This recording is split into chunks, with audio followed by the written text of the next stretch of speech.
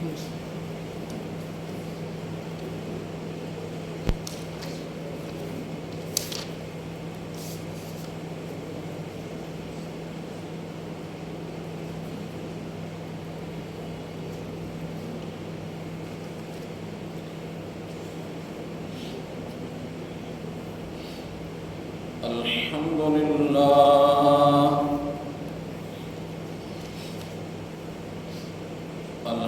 لله وكفى والصلاة والسلام على سيد الرسل وخاتم الأنبياء وعلى آله وصحبه وبارك وسلم، خصوصا على خلفائه الراشدين المهديين إلى يوم القيامة.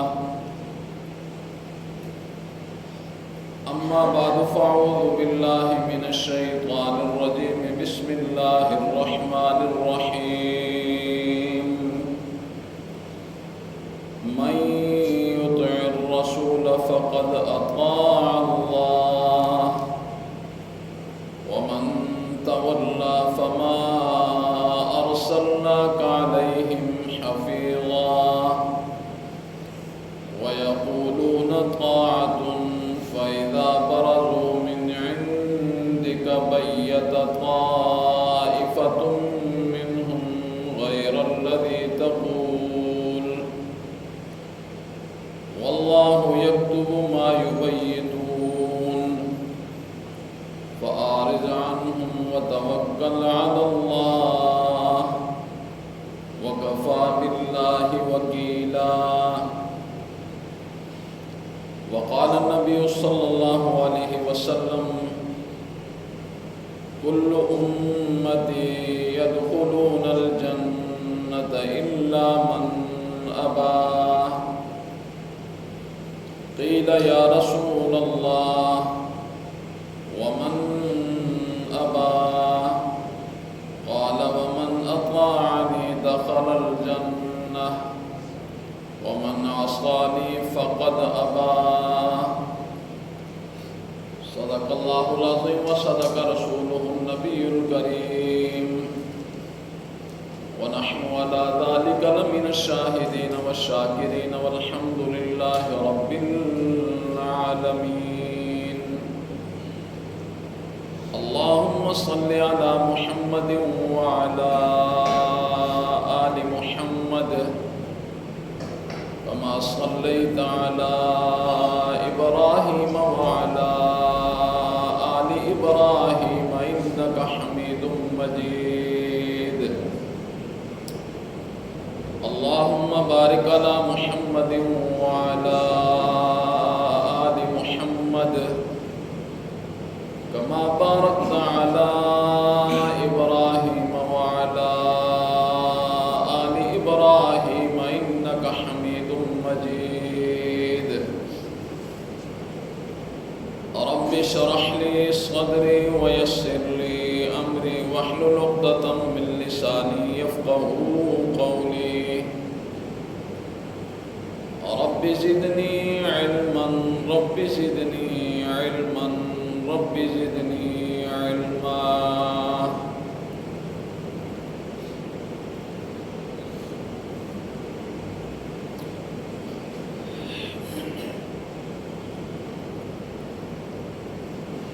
پچھلے کئی خطبوں سے امام الانبیاء خاتم النبیین حضرت سیدنا محمد الرسول اللہ صلی اللہ علیہ وسلم کی سیرت طیبہ کے متعلق مختلف عنوانات سے گفتگو آج آپ سماعت فرما رہے ہیں. آج بھی انشاءاللہ العزیز اسی سیرت کے موضوع کو آگے بڑھاتے ہوئے امام الانبیاء کی سیرت کے ہی عنوان پر گفتگو کروں گا۔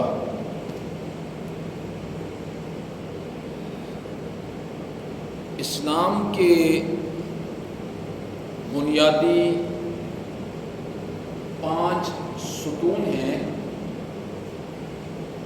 ان میں سب سے پہلا جو ستون ہے وہ اللہ اور اس کے رسول پر ایمان لے کر آنا۔ ایمان بالرسول کے بغیر ایمان باللہ معتبر ہی نہیں ہے۔ بندہ امام الانبیاء پر ایمان لائے گا تو اللہ پر ایمان معتبر ہے، ورنہ تو جو اللہ رب العزت کی ذات ہے اس میں کسی کو اختلاف نہیں ہے۔ یہودی بھی اللہ کو مانتے ہیں، عیسائی بھی اللہ کو مانتے ہیں، ہندو بھی اللہ کو مانتے ہیں، سکھ بھی اللہ کو مانتے ہیں، مشرک بھی اللہ کو مانتا ہے۔ ایمان بالرسالت کے بغیر ایمان باللہ معتبر ہی نہیں ہے۔ اور دوسری شرط کیا ہے؟ ایمان بالرسالت کی دوسری شرط ہے آپ کی اطاعت کرنا، اور تیسری شرط ہے آپ کے ساتھ محبت کرنا ادب کے دائرے میں رہ کر۔ ادب کے دائرے میں رہ کر آپ سے محبت کرنا۔ یہ سیرت کے سارے پہلو اللہ نے کتاب اللہ میں بیان کر دیے۔ یہ جتنی گفتگو بھی میں آپ کے سامنے کرتا ہوں یہ قرآن و سنت کے پیش نظر میں آپ کے سامنے گفتگو کر رہا ہوتا ہوں، چونکہ ہمارے لیے جو معیار ہے، امام الانبیاء نے دنیا سے جاتے ہوئے فرمایا کہ لوگوں، میں تم میں 2 چیزیں چھوڑ کے جا رہا ہوں، کتاب اللہ اور سنت رسول اللہ۔ اللہ کی کتاب اور میری سنت کو مضبوطی سے تھام لینا۔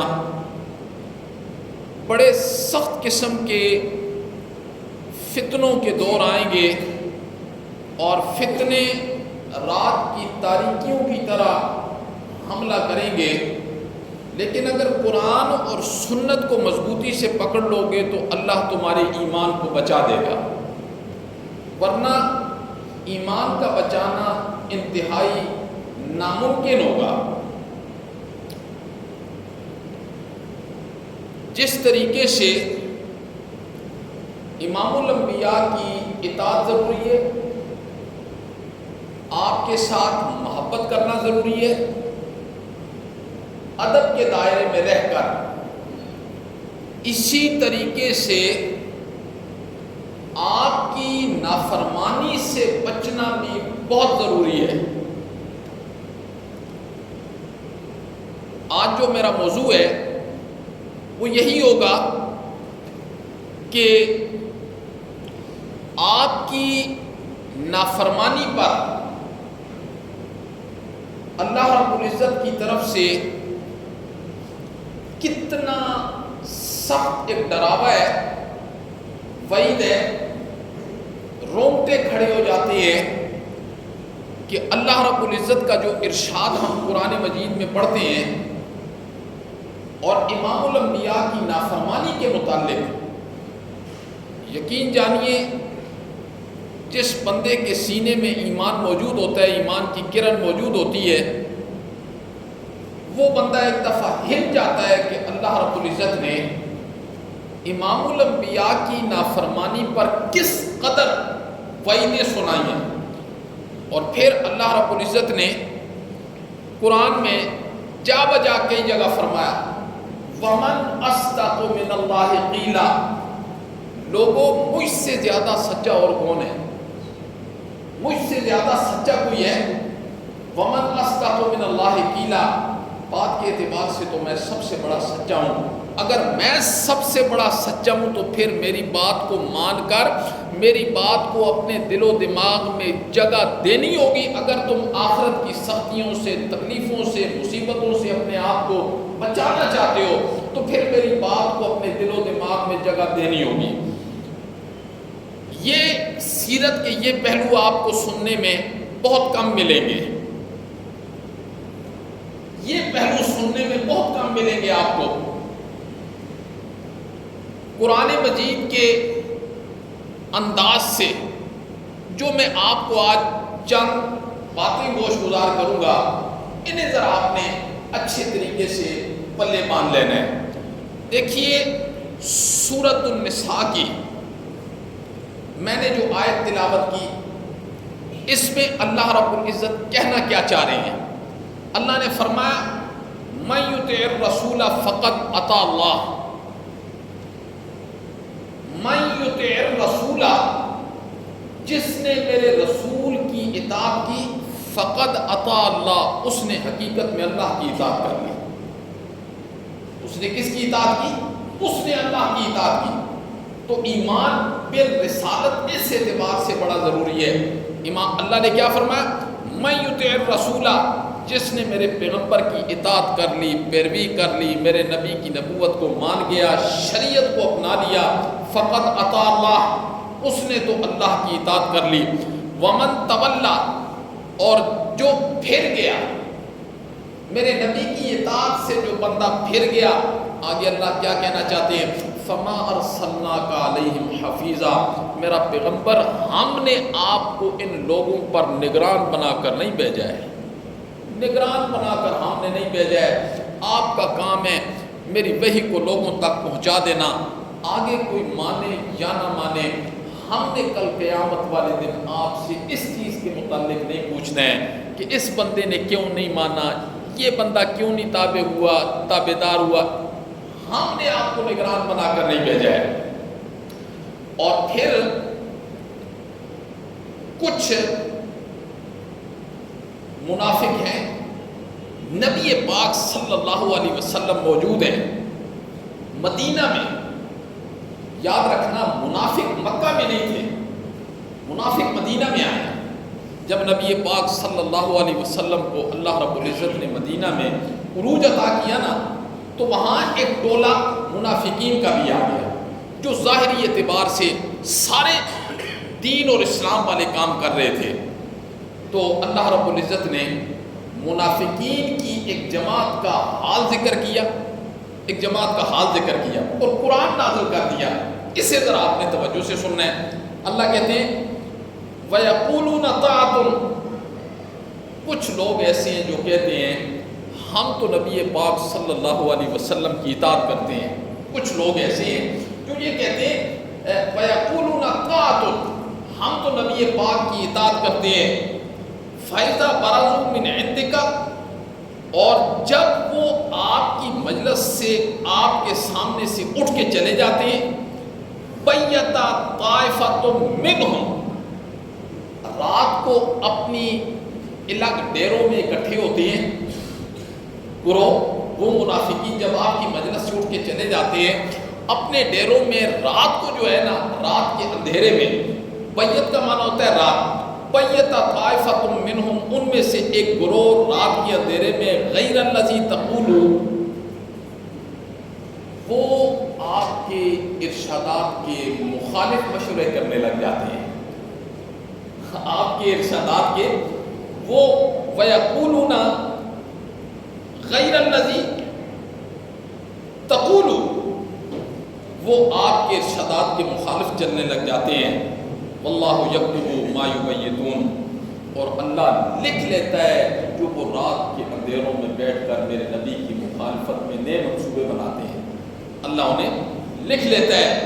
اللہ نے فرمایا فَأَعْرِضْ عَنْهُمْ، میرے نبی آپ ان سے راز کیجئے، وَتَوَكَّلْ عَلَى اللَّهِ، اور اللہ پر توکل کیجئے، وَكَفَى بِاللَّهِ وَكِيلًا، اللہ آپ کے لیے وکیل کافی ہے، آپ کے کام بنانے والا اللہ کافی ہے۔ آپ نے ان لوگوں سے کئی ایسے منافق تھے جن کی اللہ نے نشاندہی کر دی، قرآن میں کر دی. کئی ایسے منافق تھے جن کے متعلق اللہ نے نہیں بتایا.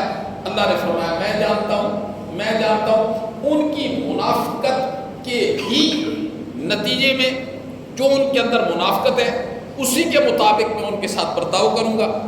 اور حدیث کے اندر کیا آتا ہے؟ یہ تو قرآن کی آیت ہے. حدیث میں کیا آتا ہے؟ امام الانبیاء نے فرمایا کل امتی یدخلون الجنت، میری ساری کی ساری امت جنت میں جائے گی. آگے کیا فرمایا؟ الا من ابا، بڑی خطرناک اور سخت حدیث ہے. الا من ابا، مگر وہ لوگ جنت میں نہیں جائیں گے جنہوں نے انکار کر دیا. بس یہ جملہ کہا. صحابہ کرام نے عرض کیا اللہ کے پیغمبر کیا فرمایا؟ ومن قیل ومن ابا، اللہ کے پیغمبر انکار کرنے والے کون ہیں؟ انکار کرنے والے کون ہیں؟ آپ نے فرمایا اگلے جملے سننا.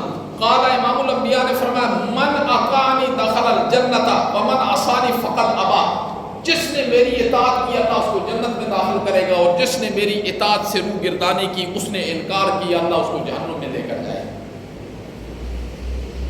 اس قرآن کی آیت میں اور حدیث سے مبارکہ میں اللہ رب العزت نے مومن کی شان اور منافق کی شان کو بیان کر دیا. مومن کی شان کیا ہوتی ہے؟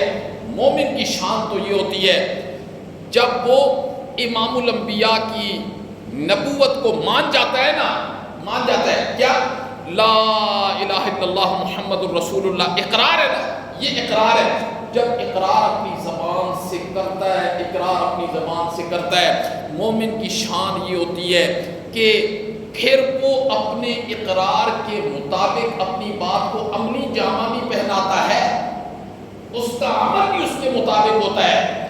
اور منافق بھی اقرار کرتا ہے، مومن بھی اقرار کرتا ہے، منافق بھی اقرار کرتا ہے. لیکن مومن اور منافق میں فرق یہ ہوتا ہے کہ منافق جب اقرار کرتا ہے لیکن عملی اعتبار سے وہ اس کی مخالفت کر دیتا ہے. اس کو فرمایا جس نے میری اطاعت کی، جس نے میری اطاعت کی وہ جنت میں جائے گا، اور جس نے میری نافرمانی کی وہ اپنا ٹھکانہ جہنم کے اندر بنا لے. اور آگے اللہ رب العزت، اللہ اکبر، سورہ نور کے اندر اللہ رب العزت نے اس چیز کو بڑے خوبصورت انداز سے ذکر کیا. اللہ کیا کہہ رہے ہیں؟ اللہ کہتے ہیں وَيَقُولُونَ آمَنَّا بِاللَّهِ وَبِالرَّسُولِ، اور وہ کہتے ہیں ہم ایمان لے کر آئے اللہ پر اور اس کے رسول پر، وَأَطَعْنَا، اور ہم نے اطاعت کی. ثُمَّ يَتَوَلَّىٰ فَرِيقٌ مِّنْهُمْ، پھر اچانک ایک گروہ ان میں سے پھر جاتا ہے. یہ کہنے کے بعد ہم نے اطاعت کی اللہ اور اس کے رسول کی، ہم ایمان لے کر آئے اللہ اور اس کے رسول پر، اس کی اطاعت کی. پھر اللہ کہتے ہیں اچانک ایک گروہ ان میں سے پھر جاتا ہے. من بعد ذالک، اس بات کے کرنے کے بعد اللہ نے فرمایا وما اولئک بالمؤمنین، یہ مومن نہیں ہے. یہ کیا؟ یہ مومن نہیں ہے.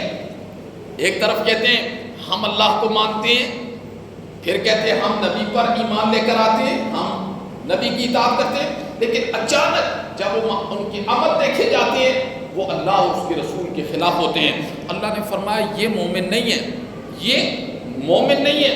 اور نبی پاک صلی اللہ علیہ وسلم کی نافرمانی پر دوزخ کی سزا اللہ نے کیا ذکر کی ہے قرآن میں؟ اللہ اکبر، اسے بھی ذرا سنیں. دوزخ کی سزا اللہ نے کیا ذکر کی ہے؟ فرمایا وَمَن يَعْصِ اللَّهَ وَرَسُولَهُ، جس نے نافرمانی کی اللہ کی اور اس کے رسول کی. اللہ اکبر، ذرا سنیں اللہ رب العزت نے سزا کیسی ذکر کی ہے. فرمایا وَمَن يَعْصِ اللَّهَ وَرَسُولَهُ، جس نے بھی نافرمانی کی اللہ کی اور اس کے رسول کی، وَيَتَعَدَّ حُدُودَهُ، اور اللہ کی حدود کو کراس کر دیا، جسے نبی پاک صلی اللہ علیہ وسلم نے لکیر کھینچی ہے کہ یہاں تک آپ آ سکتے ہیں، اس سے آگے نہیں آ سکتے ہیں. جس بندے نے اس حدود کو، اس رسی کو کراس کر دیا، اللہ کیا کہتے ہیں یدخلہ نارا خالدا، ہم داخل کریں گے اس کو ایسی آگ میں، خالدا فیہا، ہمیشہ اس کے اندر رہیں گے. وَلَهُ عَذَابٌ مُّہِینٌ، اور ان کے لیے بڑا ذلت والا عذاب ہوگا. بڑا رسوا کن عذاب ہوگا جس نے اللہ اور اس کے رسول کی نافرمانی کی، اس کے لیے بڑا ذلت کن عذاب ہے۔ اللہ رب العزت ہم سب کو ایسے ذلت والے عذاب سے اللہ ہماری حفاظت فرمائے، اور اللہ موت سے پہلے پہلے ہمیں وہ دین، اس دین کی سمجھ نصیب فرمائے اور اس دین پر عمل پیرا ہونے کی توفیق نصیب فرمائے جس دین کے لیے امام الانبیاء نے قربانیاں پیش کی، جس دین کے لیے امام الانبیاء نے تکلیفیں برداشت کی، ماریں برداشت کی، اور پھر اس دین کو صحابہ کرام کے سینوں میں رچا اور بسا کے رکھ دیا امام الانبیاء نے۔ اللہ ہمیں اس دین کی سمجھ نصیب فرمائے، اللہ تفرقے بازیوں سے اللہ رب العزت ہماری حفاظت فرمائے، اور اللہ رب العزت اس نام کا ہمیں مصداق بنا کے رکھ دے جو نام ہمارا قرآن نے رکھا ہے، سماکم المسلمین، تم مسلمان ہو، تم کیا ہو؟ تم مسلمان ہو۔ تو اللہ رب العزت نے یہ سزا ذکر کی، تو معلوم کیا ہوا کہ جو مومن ہوتے ہیں نا، وہ جو امام الانبیاء نے قانون اور ضابطے مومنوں کے لیے بتا دیے ہیں، وہ ان کا احترام بڑا کرتے ہیں، جو قانون اللہ کے پیغمبر نے امتیوں کے لیے بیان کر دیے، بتا دیے، پھر جو مومن ہوتا ہے ان قانون کا بڑا احترام کرتا ہے، اور جسے ایمان کی قدر و قیمت نہیں ہوتی نا، اسے شریعت کے قوانین کی بھی قدر و قیمت نہیں ہوتی۔ آج نام کے طور پر شرعی عدالتیں بھی ہیں، شرعی عدالتیں بھی نام کے طور پر بنی ہوئی ہیں، اور پھر انگریز کے قانون والی عدالت بھی ہے۔ یہ جو ہم مسلمان ہیں نا، ہم سے پوچھا جاتا ہے شرعی عدالت میں جانا ہے کہ دوسری میں، تو ہم کیا کہتے ہیں؟ نہیں جی ہم دوسری میں جائیں گے۔ یہ کون ہے؟ ہم مسلمان ہیں، مومن ہیں، جو اپنے آپ کو ہم مومن کہہ رہے ہیں، ہم اپنے آپ کو مومن کہہ رہے ہیں، جو شرعی عدالت کے فیصلے کو پسند بھی نہیں کرتے ہیں جی، جو شرعی عدالت کے فیصلے کو نہ پسند کرے، پھر وہ امیدیں لگا کے بیٹھے جنت کے سائے کی۔ کیسا بڑا دھوکہ ہے، کتنا بڑا دھوکہ ہے شیطان کا کہ شرعی فیصلے کو، شرعی قوانین کو، شرعی سزاؤں کو تو ماننے کے لیے وہ تیار نہیں ہے، لیکن اپنے آپ کو وہ جنت کا ٹھیکیدار کیسے سمجھ رہا ہوتا ہے جی، کیسے جنت کا۔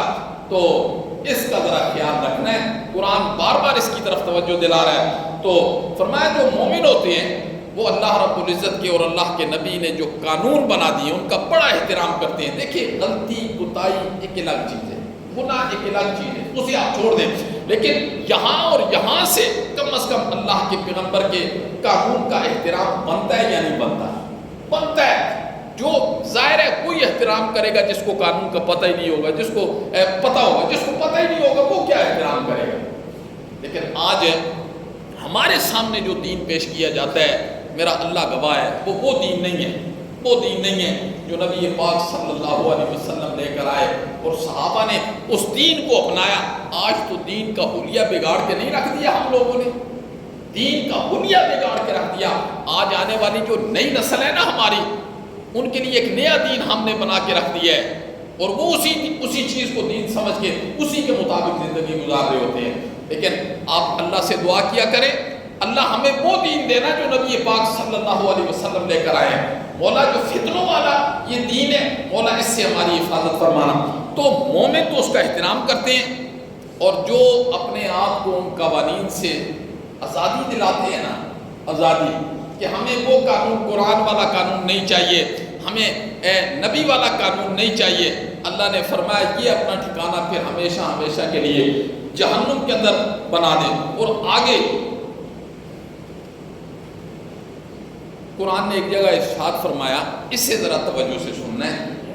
قرآن نے ارشاد فرمایا کہ امام الانبیاء کی نافرمانی ذلت کا باعث ہے۔ امام الانبیاء کی سب نے سننا ہے اور توجہ کے ساتھ۔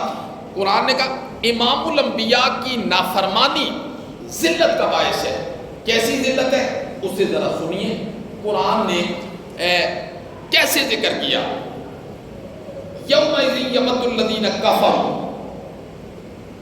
یومئذ یود الذین کفروا، ایک قرآن نے ذکر کیا اور بڑی عجیب بات ذکر کی، فرمایا قیامت والے دن کافر لوگ یہ تمنا کریں گے، یہ خواہش کریں گے، ایک تو کافر ہوگی اور دوسرے کون لوگ ہیں، قرآن نے ان کا بھی ذکر کیا ہے، یومئذ یود الذین کفروا، جس دن کافر لوگ یہ آرزو کریں گے، اگلا جملہ قرآن نے کیا ذکر کیا، وَعَاصَبُ الرَّسُولَ، وَعَاصَبُ الرَّسُولَ، اور میرے نبی کے نافرمان، جو اپنے آپ کو مسلمان کہتے ہیں، میرے نبی کے نافرمان، جو ہر بندہ جو اپنے آپ کو مسلمان کہتا ہے لیکن قانون اور ضابطوں کو توڑ رہا ہے، قرآن نے الگ ذکر کیا تاکہ کسی کے ذہن میں یہ بات نہ آئے قرآن نے تو صرف کافروں کی بات ذکر کی ہے، میں تو مسلمان ہوں، میں تو، اگلی بات سن لیں، یومئذ یود الذین کفروا، جس دن آرزو کریں گے وہ لوگ جنہوں نے کفر کیا، نمبر 2 وَعَاصَبُ الرَّسُولَ، اور رسول اللہ کے نافرمان، جی کیا آرزو کریں گے، لَوْ تُصَوَّىٰ بِهِمُ الْأَرْضُ، کاش کہ آج زمین ہم پر برابر کر دی جاتی، زمین آج یعنی ہمیں زمین پہ دسا دیا جاتا، ختم کر دیا جاتا، یہ جو سامنے عذاب آ رہا ہے یہ ہمیں نہ ملتا۔ قرآن دوسری جگہ کیا کہہ رہا ہے، وَيَقُولُ الْكَافِرُ يَا لَيْتَنِي كُنْتُ تُرَابًا، کافر جب دیکھیں گے نا وہ اللہ ساری خلقت کا حساب لے کے، انسان اور جنات کے علاوہ جتنی مخلوق ہوگی اللہ ساری کو مٹی بنا دیں گے۔ قرآن کیا کہتا ہے اس دن، یہ کافر لوگ نافرمان لوگ کہیں گے کاش کہ آج ہم بھی مٹی بن جاتے، کہ ہمیں بھی عذاب کا سامنا نہ کرنا پڑتا، تو وہ یہ کیا کہیں گے، وَلَوْ تُصَوَّىٰ بِهِمُ الْأَرْضُ، آج ہم پر زمین کو برابر کر دیا جاتا، وَلَا يَكْتُمُونَ اللَّهَ حَدِيثًا، اللہ کہتے ہیں اللہ سے کوئی بات چھپی ہوئی نہیں ہے، اللہ سے کوئی بات چھپی ہوئی نہیں ہے، اللہ سے کوئی بات چھپی ہوئی نہیں ہے۔ کافر کون ہے اور نافرمان کون ہے؟ اللہ کہتے ہیں ہم سے کوئی بات چھپی ہوئی نہیں ہے، ہم سے کوئی بات چھپی ہوئی نہیں ہے۔ اللہ اکبر۔ یہ نبی پاک صلی اللہ علیہ وسلم کی نافرمانی پر قرآن نے ایک ذلت کا منظر بیان کیا ہے۔ آگے قرآن کیا کہتا ہے اسے بھی ذرا غور سے سننا ہے اور توجہ سے سننا ہے، جو میرے نبی کی اور میرے نبی کے دین کی مخالفت کرتا ہے، آگے قرآن نے اس کو ذکر کیا ہے۔ آج میں نے کہا تھا نا کہ میں قرآن کی روشنی میں نبی پاک صلی اللہ علیہ وسلم کی سیرت کا تذکرہ کروں گا، وہ سیرت کے قرآن نے کہا کہ نبی پاک صلی اللہ علیہ وسلم کی نافرمانی سے بچنا۔ آج جو نافرمانی کر رہے ہوتے ہیں ہم، جی آج ہمارے لیے نبی پاک صلی اللہ علیہ وسلم کی نافرمانی کیا ہے کہ آپ کے دین کو قبول نہ کرنا، یہ نافرمانی ہے، آپ کے دین کو قبول نہ کرنا۔ آج اس معاشرے میں نبی پاک صلی اللہ علیہ وسلم کی سنتوں کے، آپ کے قوانین کے جنازوں کو کیسے ہم لوگ نکالتے ہیں، کبھی ہمارے کان پر جوں بھی نہیں دیے، کبھی ہمیں افسوس بھی ہوا ہے کہ یہ تو ہم مسلمان ہیں، ہم مسلمان ہیں، ایک کافر ہے اس کی زندگی کے قانون بھی ہیں، جانوروں کی زندگی کے قانون بھی ہوتے ہیں، ہماری زندگی کا کوئی قانون ہے یا نہیں ہے؟ ہم تو اللہ رب العزت نے ساری مخلوقات سے اللہ نے ہمیں افضلیت عطا کی ہے، کس وجہ سے کہ ہم نبی پاک صلی اللہ علیہ وسلم کی امتی ہیں، اور یہ افضلیت کسے، یہ اس کو ہے جس نے شریعت کو قبول کیا ہے، اس کو ہے جس نے شریعت کو قبول کیا ہے۔ اس گھمنڈ کے اندر صرف زندگی گزار دینا کہ میں تو نبی پاک صلی اللہ علیہ وسلم کا امتی ہوں، میں جو کچھ بھی کروں، میں جو کچھ بھی کروں میرے لیے جنت کا دروازہ کھل جائے گا، ایسی کوئی بات نہیں ہے، ایسی کوئی بات نہیں ہے۔ اگر ایسی بات ہوتی تو پھر 30 پارے قرآن کیوں نازل ہوئے؟ پھر نبی پاک صلی اللہ علیہ وسلم نے جو احادیث ذکر کی ہر چیز کے متعلق، وہ کیوں ذکر کی؟ یہ کہہ دینا یہ تو شیطان کا بہت بڑا دھوکہ ہے کہ بس جی میں نبی پاک کا امتی ہوں، میرے لیے تو جنت کے سارے دروازے کھل جائیں گے، میں جو کچھ بھی کروں، یعنی میرے لیے کوئی قانون نہیں ہے، کوئی ضابطہ نہیں ہے، کوئی راستہ نہیں ہے، میں بس جو بھی کروں، تو ایسی کوئی بات نہیں، یہ شیطان کا بہت بڑا دھوکہ ہے۔ اللہ نے فرمایا امام الانبیاء کی اور آپ کے دین کی مخالفت کا انجام سن لو، رونگٹے کھڑے ہو جاتے ہیں بندے کے، جب بندہ قرآن پڑھتا ہے پھر رونگٹے کھڑے ہو جاتے ہیں۔ سنیے قرآن کی آیت، قرآن کیا کہتا ہے؟ فرمایا وَمَن يُشَاقِقِ الرَّسُولَ مِن بَعْدِ مَا تَبَيَّنَ لَهُ الہدا، جس نے، اس کو ذرا غور سے سننا، فرمایا وَمَن يُشَاقِقِ الرَّسُولَ، جس نے میرے نبی کی مخالفت کی. مخالفت کیسے کرے گا؟ مخالفت اب میری اور آپ کی مخالفت کیا ہوگی کہ ہم نبی پاک صلی اللہ علیہ وسلم کی شریعت کو، قانون کو، ضابطوں کو اٹھا کر پیچھے رکھ دیں اور نفسانی خواہشات کو اور شیطان کے من گڑت بنائے ہوئے دین کو آگے کر کے اس پر عمل کرنے لگ جائیں. یہ نبی پاک صلی اللہ علیہ وسلم کی نافرمانی ہوگی اور ہے. ورنہ اس کے علاوہ کیا نافرمانی ہے بھائی؟ اس کے علاوہ پھر کیا نافرمانی ہے؟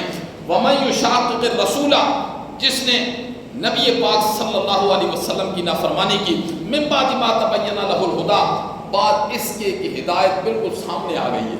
ہدایت بالکل سامنے آ گئی ہے کہ اب اس چیز میں ہدایت ہے، اس چیز میں ہدایت ہے، اس میں ہدایت ہے. قرآن کہتا ہے وَيَتَّبِعْ غَيْرَ سَبِيلِ الْمُؤْمِنِينَ، اور اس نے مومنین سے ہٹ کر کسی راستے کی اتباع کی. مومنین سے مراد کون ہے؟ قرآن کہہ رہا ہے وَيَتَّبِعْ غَيْرَ سَبِيلِ الْمُؤْمِنِينَ، جس نے مومنین کے راستے سے ہٹ کر اتباع کی. مومنین کون ہے؟ اس وقت میں تو نہیں تھا، اس وقت آپ تو نہیں تھے، اس وقت بایزید بستامی تو نہیں تھے، اس وقت شیخ عبد القادر جیلانی تو نہیں تھے. اس وقت جب قرآن نازل ہو رہا تھا تو کون لوگ تھے؟ بولو کون لوگ تھے؟ صحابہ کرام تھے. یہ وہ مومن ہیں جو میرے نبی اور مومنوں سے مراد ہے صحابہ کرام، جو صحابہ کرام کے راستے سے ہٹ کر عمل کرے گا. اللہ کیا کہتے ہیں؟ نُوَلِّهِ مَا تَوَلَّىٰ، نُوَلِّهِ، ہم اس کو سپرد کر دیں گے اس طرف جس طرف وہ پھر گیا. اللہ کہتے ہیں نُوَلِّهِ مَا تَوَلَّىٰ، جو میرے نبی اور میرے نبی کے یاروں کے راستے سے ہٹ کر چلا نا، چلتے چلتے یہودیوں کے راستے پر چل پڑا، عیسائیوں کے راستے پر چل پڑا، مشرکین کے راستے پر چل پڑا، اللہ حاضر کیا، جس کے راستے پر بھی چلے گا اللہ کہتے ہیں ہم اس کے لیے وہ راستہ بڑا آسان کر دیں گے، بہت آسان کر دیں گے. کسی راستے پر بھی چلے گا میرے نبی کے اور میرے راستے سے ہٹ کر کسی راستے پر بھی چلے گا نا، ہم اس کے لیے وہ راستہ بڑا آسان کر دیں گے.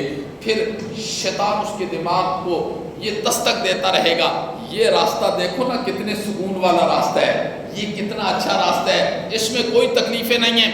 نُوَلِّهِ مَا تَوَلَّىٰ، نُوَلِّهِ مَا تَوَلَّىٰ، ہم اس کے لیے وہ راستہ بڑا آسان کر دیں گے. لیکن وہ پہنچے گا کدھر؟ اس سے ذرا اگلا جملہ سننا، وہ پہنچے گا کدھر؟ اللہ کہتے ہیں وَنُسْلِيهِ جَهَنَّمَ، اس کا ٹھکانہ جہنم ہوگا. اس راستے پر تو ہم بڑی آسانیاں کر دیں گے لیکن وہ جائے گا کدھر؟ جہنم کے اندر جائے گا. وَسَاءَتْ مَصِيرًا، اور وہ بہت برا راستہ ہے. قرآن کیا کہتا ہے؟ وہ بہت برا راستہ ہے. اللہ اکبر. یہ اللہ اور اس کے رسول کی نافرمانی کا انجام یہ ہے جو اللہ نے فرمایا میرے نبی اور میرے نبی کے یاروں کے راستے سے ہٹ کر چلنے لگا نا، ہٹ کر، اس کا انجام بہت برا ہے. اور صحابہ کرام نے پھر اس قرآن کی آیت پر سب سے پہلے اس دھرتی پر عمل کر کے کیسے دکھایا؟ اللہ اکبر، کیسے دکھایا؟ پھر صحابہ کرام کے دلوں میں محبت کتنی تھی.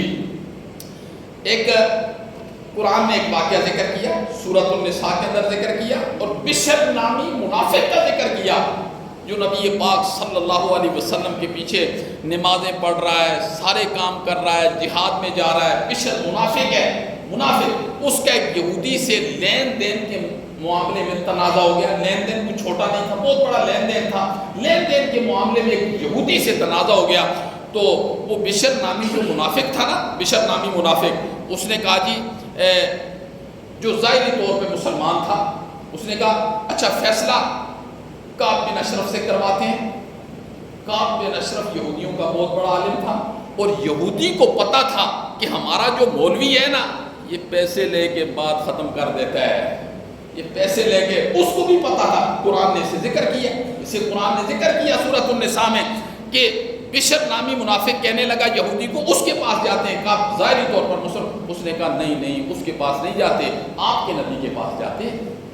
یہ یہودی کو بھی پتا تھا کہ امام الانبیاء غلط فیصلہ نہیں کر سکتے. یہ یہودی کو بھی پتا تھا, قرآن نے اس کا بھی ذکر کیا.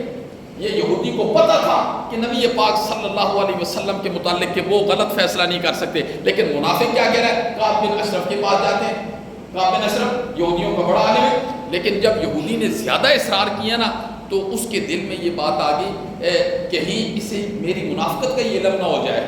اس نے کہا چلو ٹھیک ہے. وہ جو بشر تھا نا منافق, ظاہری طور پہ مسلمان تھا, تو رسول اللہ صلی اللہ علیہ وسلم کے پاس چلے گئے کہ ساری بات ذکر کی. ظاہر بشر کو پتا تھا کہ حق پر یہودی ہے, لین دین بڑا زیادہ تھا. تو نبی پاک صلی اللہ علیہ وسلم کے سامنے جب سارا معاملہ رکھا گیا نا تو نبی پاک صلی اللہ علیہ وسلم نے فیصلہ اس یہودی کے حق میں کر دیا کہ یہودی کے حق میں, اور یہ سچا ہے لہذا تو اسے دے. فیصلہ جب ہو گیا باہر نکلے تو پھر بشر منافق کہنے لگا چلو ایک دفعہ فیصلہ اور کروا دیتے حضرت عمر سے. حضرت عمر سے فیصلہ. اس کے دل میں یہ تھا کہ حضرت عمر کافروں کے متعلق بڑے سخت ہیں, تو ہو سکے فیصلے میں ذرا نرمی ہو جائے. تو اس نے یہودی نے کہا فیصلہ تو ہو گیا. اس نے کہا نہیں, حضرت عمر کے پاس بھی جاتے ہیں. حضرت عمر کے پاس گئے, حضرت عمر آئے, ساری بات ذکر کی, لین دین کی. جب سارا معاملہ ہوا تو یہودی نے ایک بات کہہ دی. اس نے کہا ہم آپ کے نبی کے پاس گئے تھے, یہ بھی گیا تھا, انہوں نے میرے حق میں فیصلہ کر دیا ہے, یہ دوبارہ آپ کے پاس آیا ہے. حضرت عمر نے اس بشر منافق سے پوچھا کہ یہ صحیح کہہ رہا ہے؟ اس نے کہا صحیح کہہ رہا ہے. حضرت عمر نے فرمایا میں فیصلہ کرتا ہوں, بیٹھو. اندر گئے, تلوار نے یام سے نکالی, باہر آئے نا اس کی گردن کو اس کے تن سے جدا کر کے رکھ دیا. اس نے کہا جو نبی کے فیصلے کو نہیں مانتا تو پھر عمر کا یہی فیصلہ ہے, عمر کا یہی فیصلہ ہے. اس کے بعد جتنے منافق تھے نا, جتنے منافق, یہ ساری بات میں قرآن کی ذکر کر رہا ہوں, یہ ساری بات, اب وقت نہیں ہے میرے پاس, یہ ساری بات میں قرآن مجید کی ذکر کر رہا ہوں قرآن کی. پھر اس کے بعد طوفان بدتمیزی کھڑا ہو گیا حضرت عمر کے خلاف. اور جب نبی پاک صلی اللہ علیہ وسلم کو علم ہوا نا کہ نبی پاک صلی اللہ علیہ وسلم کو شدید غصہ آیا کہ عمر نے ایک مومن کی گردن کو اڑا کے رکھ دیا ہے, شدید غصہ آیا. اور طوفان بدتمیزی یہ کھڑا ہو گیا کہ ہم نے عمر سے قصاص لینا ہے. سارے منافق جمع ہو گئے. اللہ نے یہ ساری بات ذکر کی ہے. پھر جب نبی پاک صلی اللہ علیہ وسلم کو بڑا شدید غصہ آیا حضرت عمر پر, حضرت جبرائیل قرآن کا بہت بڑا حصہ لے کر آگے, بہت بڑا حصہ لے کر آگے.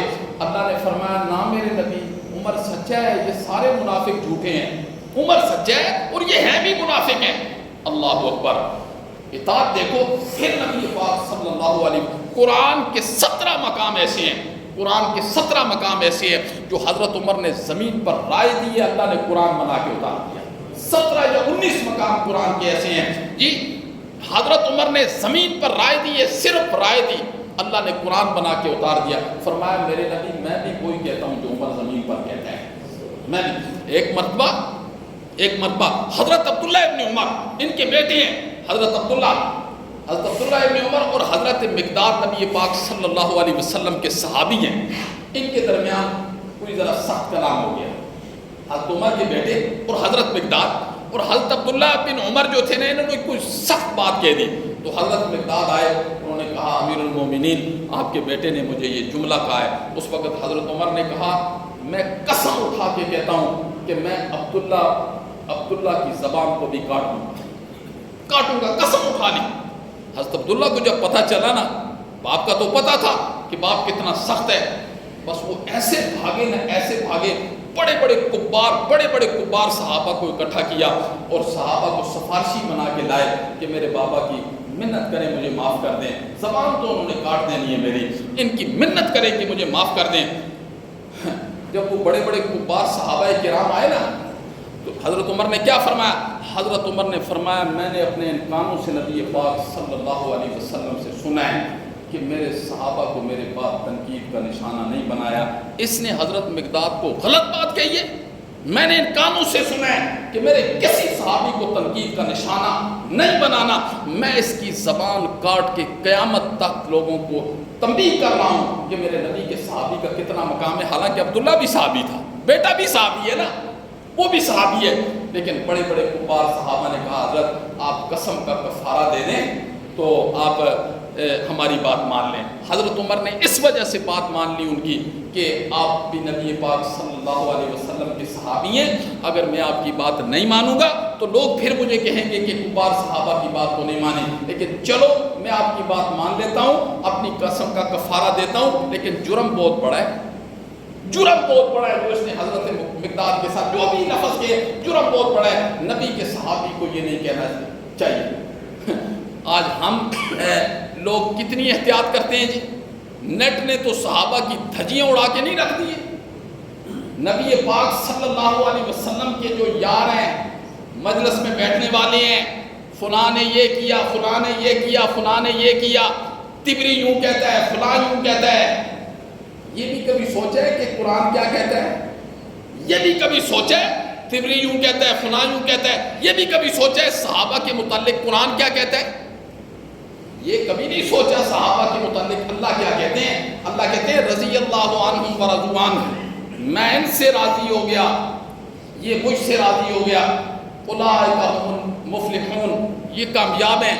اولئک هم المؤمنون حقا, یہ پکے مومن ہیں. قرآن نے کتنی جگہ صحابہ کی تعریفیں کی. تو کہنے کا مطلب یہ ہے نافرمانی پر, نبی پاک صلی اللہ علیہ وسلم کی نافرمانی پر قرآن نے کتنا سخت انجام ذکر کیا ہے. اس انجام کو قرآن کے انجام کو صحابہ نے سمجھا اور نبی پاک صلی اللہ علیہ وسلم کی صحیح معنی میں تابعداری کی. لیکن ہمیں کیا پڑھایا جا رہا ہے؟ ہمیں صرف یہ بتایا جا رہا ہے نبی سے محبت کرو تو پورا سال جو کرو, تمہیں کوئی پوچھنے والا نہیں. ملاوٹ کرو, دھوکہ دو, جھوٹ بولو, غیبت کرو, مال کم تول کر بیچو, سود کھاؤ, زنا کرو, شراب پیو. یہ سارے کام اس معاشرے میں ہو رہے کہ نہیں ہو رہے؟ جی سارے ہم کر رہے ہیں, سارے کام کر رہے ہیں. جھوٹ بھی بول رہے ہیں, رشوت بھی کھا رہے ہیں, جی زمینوں پر قبضے کر رہے ہیں, پڑوسیوں کے حق مار رہے ہیں, بہنوں کے حق مار رہے ہیں, اور محفلیں کتنی بڑی بڑی کروا رہے ہیں.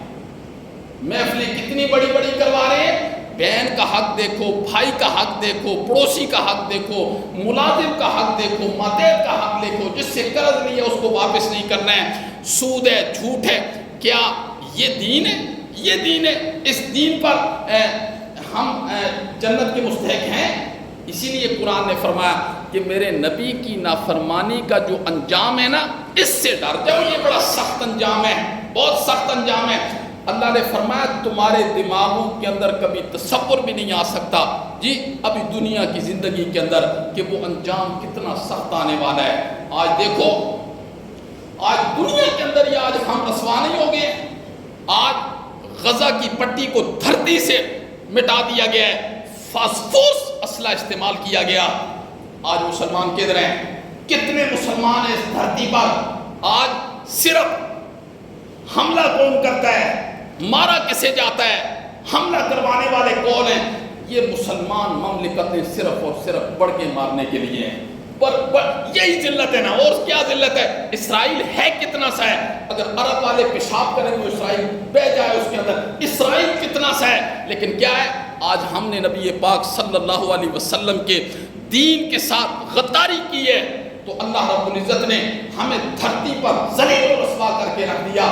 وہ معزز تھے زمانہ میں مسلمان ہو کر, ہم ذلیل و خوار ہوئے تارک قرآن ہو کر. آج ہم نے قرآن چھوڑا, اللہ نے اس دھرتی پر ہمیں ذلیل و خوار کر کے رکھ دیا. لیکن جن لوگوں نے قرآن کو سینے کے ساتھ لگایا, اللہ رب العزت نے دنیا کے سامنے ان کو سرخ رو کر کے بھی دکھا دیا. آج غزہ کی پٹی پر کتنا ظلم ہو رہا ہے, یہ انسانیت کے علم بردار ہیں جی. ادھر کیا ہے, پوری ہسپتال پر انہوں نے اس قدر اسلحہ استعمال کیا ہے. یہ انسانیت کے ٹھیکیدار ہیں, علم بردار ہیں, یہ انسانیت کا یہ احترام کرتے ہیں. یہ کیا انسانیت کا احترام ہے کہ اسپتال کے اندر مریض پڑے ہوئے ہیں، تم اسپتال کو ہی اڑا کے رکھ دو ان مریضوں کو، یہ کیا انسانیت ہے؟ انسانیت سکھاتا ہے تو صرف نبی پاک صلی اللہ علیہ وسلم کا دین سکھاتا ہے۔